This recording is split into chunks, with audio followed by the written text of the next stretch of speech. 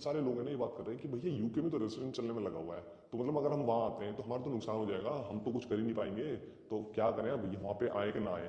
तो मुझे लगा यार इसके ऊपर बात करते हैं, क्योंकि रेसिडेंट का मतलब ये नहीं होता कि नुकसान ही नुकसान, उसके कुछ फायदे भी होते हैं जो आप उठा सकते हो रेसिडेंट पे, आप उसके बहुत ज़्यादा बेनिफिट भी उठा सकते हो। उसको भी मैं डिटेल में डिस्कस करने वाला हूँ इस वीडियो के अंदर, आप लोगों को समझाने वाला हूँ कि क्या आप कर सकते हो।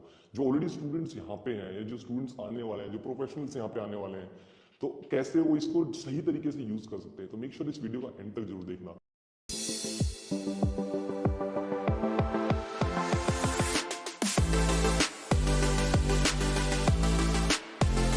तो सबसे पहले तो हम बात करते हैं कि इन्फ्लेशन या इन्फ्लेशन नहीं, रेसेशन क्या होता है। देखो रेसेशन अगर आपकी कंट्री की, किसी भी कंट्री की अगर जीडीपी बोलते हैं, ठीक है, अगर जीडीपी ऊपर की तरफ जा रही है तो इसका मतलब मस्त, कंट्री सही चल रही है, प्रोग्रेस कर रही है। अगर वही जीडीपी नीचे की तरफ जा रही है, अगर 1 महीने के लिए जाए, 2 महीने के लिए जाए कोई बात नहीं, 3 महीने के लिए जाए कोई बात नहीं, 4 महीने के लिए जाए कोई बात नहीं, लेकिन 2 क्वार्टर कंटिन्यूसली, 3 महीने प्लस 3 महीने, क्योंकि जीडीपी को मेजर जो करते हैं वो करते हैं हर क्वार्टर के हिसाब से, 3 महीने के हिसाब से।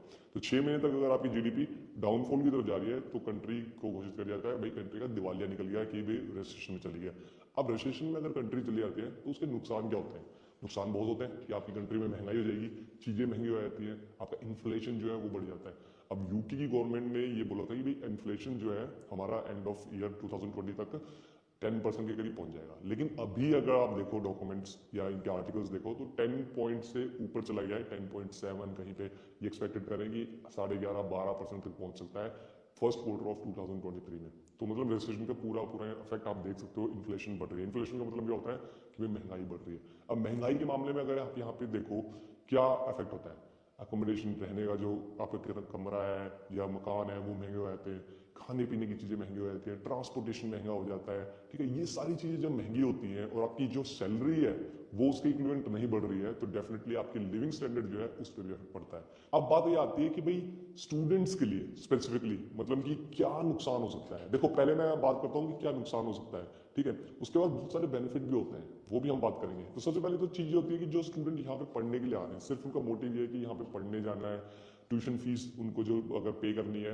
तो कई स्टूडेंट्स का ये होता है कि भाई सिर्फ मुझे पढ़ने जाना है और उसके बाद वापस आना है, तो उनके लिए तो कोई फर्क ही नहीं पड़ता, चाहे रेसेशन हो चाहे कंट्री का दिवालिया निकल रहा हो, उनको यूनिवर्सिटी से मतलब है, यूनिवर्सिटी पढ़ा रही है, यूनिवर्सिटी हाँ थोड़े वो उनके जहाँ 10 लाख रुपए लग रहे हैं वहाँ 12-15 लाख लग जाएंगे, या एग्जाम्पल की तरह लिया है, ठीक है, तो उनको कोई मतलब नहीं है। लेकिन जो बच्चे यहाँ पे ट्यूशन फीस अपनी 30% या 20% या 25 या कुछ भी पे करके आते हैं, उसके बाद सोचते हैं कि वहाँ पे पार्ट टाइम जॉब करके मैं अपनी फीस पे कर दूंगा, उन बच्चों के साथ थोड़ा सा मुश्किल हो सकता है। मुश्किल क्यों हो सकता है कि यार अगर यहाँ पे रेसिडेंट में एक चीज़ पे जो बहुत ज़्यादा इफेक्ट पड़ता है वो पड़ता है जॉब मार्केट पे। जॉब्स जो होती हैं आपकी वो कम हो जाती हैं, तो अब जो जॉब कम हो जाएंगी तो आपको ये हो जाएगा ना, पहले तो ये होता है कि आते ही मेरे को 2 महीने में जॉब मिल जाएगी।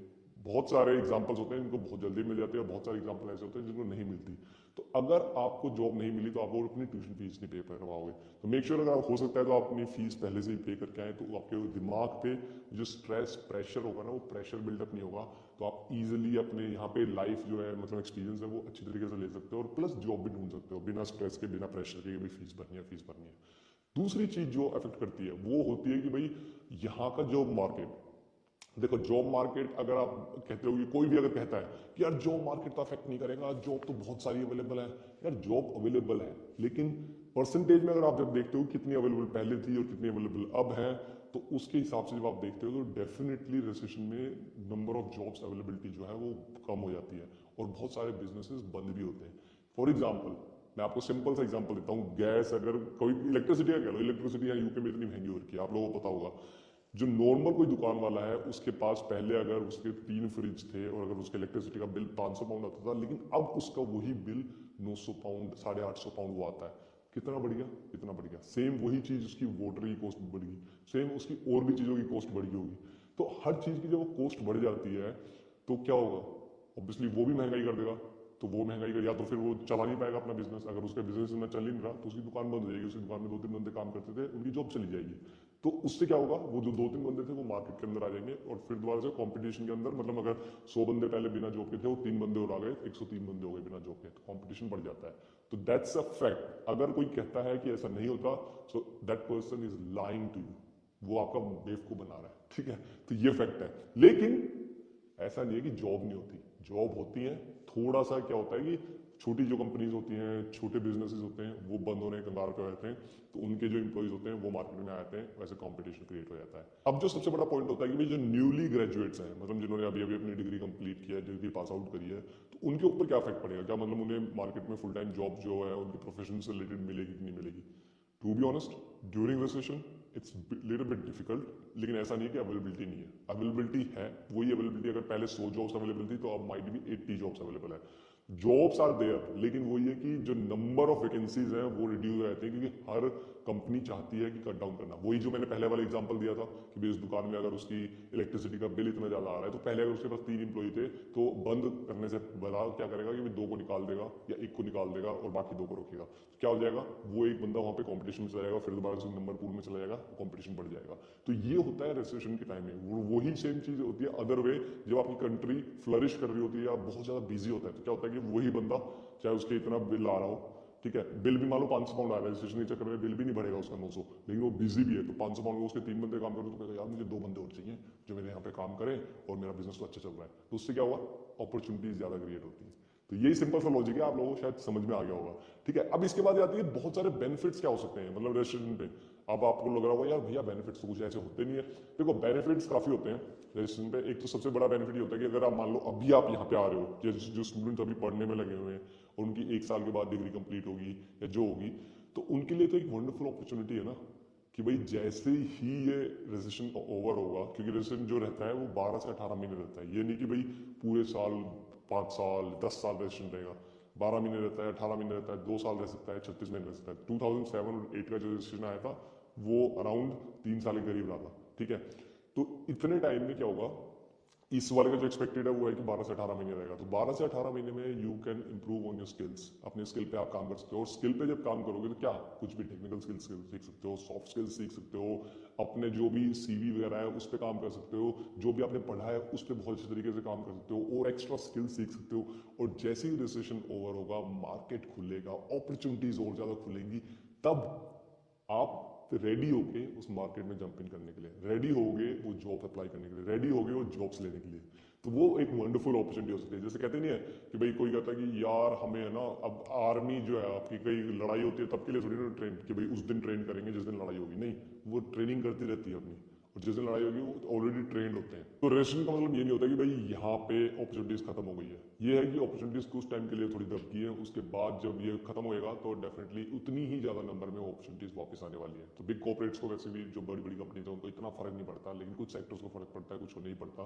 तो अगर आप यहाँ पे हो तो डोंट गेट डिसअपॉइंटेड। अगर आप यहाँ पे आने की सोच रहे हो तो उसमें भी नो डाउट आप यहाँ पे आओ, लेकिन अगर आपका मोटिव सिर्फ और सिर्फ यहाँ पे आके ही कमा के फीस भरने का है तो उसके बारे में you have to double think about it, क्योंकि ऐसा मुश्किल हो सकता है, क्योंकि आपको जॉब पता नहीं कितने टाइम तक मिले कि ना मिले।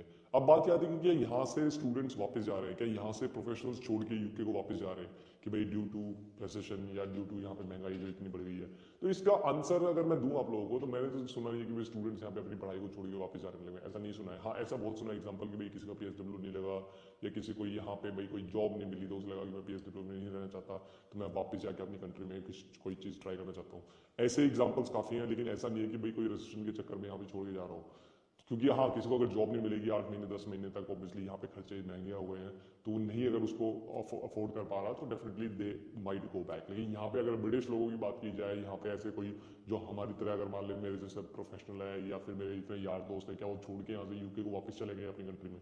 ऐसा कुछ नहीं है, ऐसा मैंने कहीं नहीं सुना। अगर कोई ऐसा कह रहा है तो गलत है, ऐसा नहीं हो रहा है। ठीक है, वापस वो बात तो होती है कि भी इमिग्रेंट्स आते हैं और यहाँ से भी लोग कहीं सेटल होने के लिए कनाडा जाता है, कोई ऑस्ट्रेलिया जाता है, वो तो होता रहता है, मतलब इन्फ्लक्स इधर से उधर ग्लोबलाइजेशन होती रहती है। ठीक है, लेकिन ऐसा स्पेसिफिकली कि ड्यू टू रिसेशन मेरे नेटवर्क में ऐसा कोई नहीं है जो यहाँ से छोड़ के ड्यू टू की भी महंगाई बढ़ गई है इसलिए चला गया है।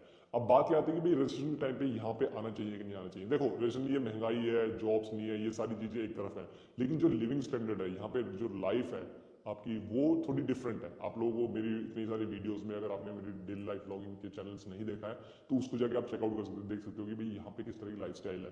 ठीक है, तो वो डेफिनेटली एक प्लस पॉइंट रहता है कि भाई यहाँ पे आकर आप उस लाइफस्टाइल को जी सकते हो, वो आपको हेल्प कर सकती है। और उसमें यही है कि आपकी वैल्यू ऑफ लाइफ है ना, अगर आप जो भी टैक्स पे कर रहे हो आपको पता है कि उसका बेनिफिट क्या मिल रहा है।